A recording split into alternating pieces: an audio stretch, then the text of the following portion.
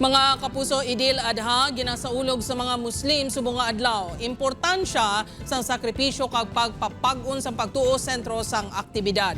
Si John Sala nakatutok. Ginatos ka mga Muslim sa syudad sang Iloilo nagtipon sa La Paz Plaza alas 7 kay sang aga para sa pagpangamuyo kag sermon nga kabahin sang Idil Adha o kon Feast of Sacrifice.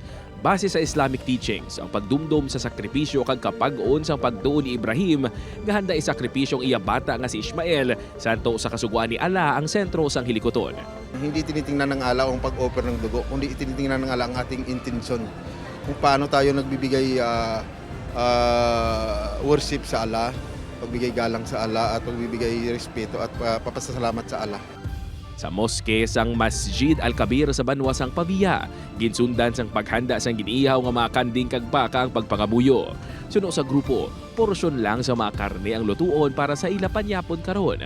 Ang nabili naman ang parti-partihon sa mga miyembro kag sa mga kaingod nga mga pamalay sang moske. Suno kay Sultan Ibrahim Bansara, pagpanghangkat ang pagpapag-on sang pagtuo. Ilabi na subong at iyon nga madamo sa mga pagtilaw sa kabuhi. Apang bilang Islam, handa silang atubangon ang mga pagpanghangkat kaupod kay Allah. Gani importante ang pagpangamuyo. As long as you are a Muslim, basta Muslim ka, kailangan talaga nga mapanitili mo kasi itong Eid na ito yung kasama sa 5 pillar of Islam.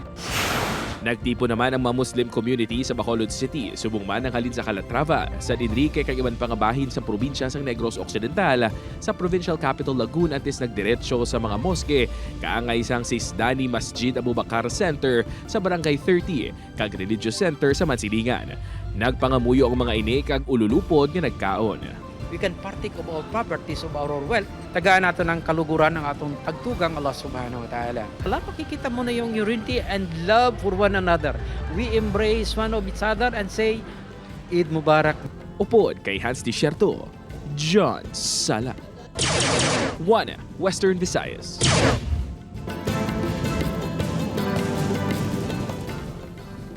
Presyo naman sa karnesang manok nagsaka sa 10 pesos kada kilo, samtang estable naman ang presyo sa karnesang baboy sa Negros Occidental. Nakatutok Aileen Pedreso. Nagapalibog ang manok bakal nga si Edina kung paano paiguon ang budget para sa pagkaon sa pamilya subong adlaw. Luyag sinikuntaning magbakal sa manok, apang nakibot ini kang 210 kada kilo sa nagligan nga simana, nahimo na nga 220. Hindi ka na gani ka bakal sa panakot, kaya ito nga o naman dua kakaon. Sunod sa mga manugbaligya, kulang ang supply sa manok sa probinsya. Rason nga nagmahal man ang presyo sini. Kay shortage gid sa manok subong kag kulang gid sa mga manok baligya. This week lang gid nagsaka. Iwat gid sa mong manok. May araga ni adlaw nga wala kami manok nga gasulod sa amo.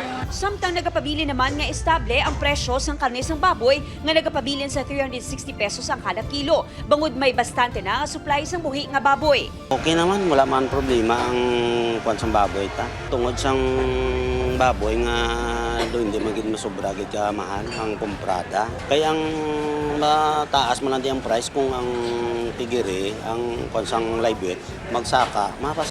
Upod kay Ruel Banggoy, Aileen Pedraso, 1 Western Visayas.